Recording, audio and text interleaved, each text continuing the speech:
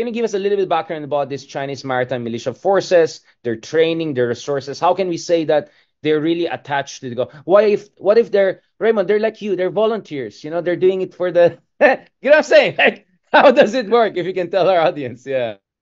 Well, so Maritime Militia is a really funny group, and by the way, none of them are volunteers. They are all getting paid. Exactly. Or at least their fuel costs and all, right? Yeah.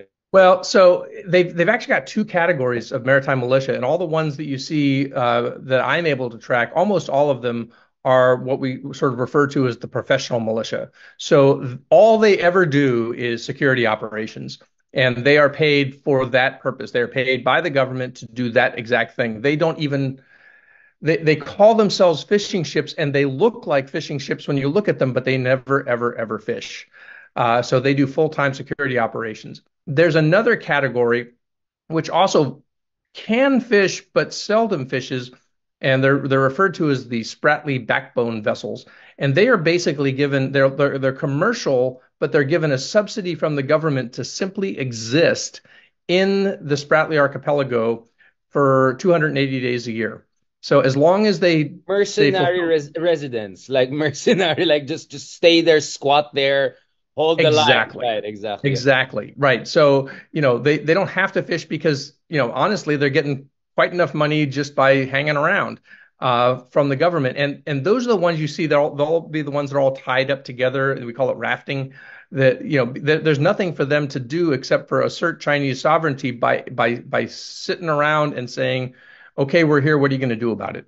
Right. And actually, the funny thing is, they're not doing anything technically illegal as long as they don't fish.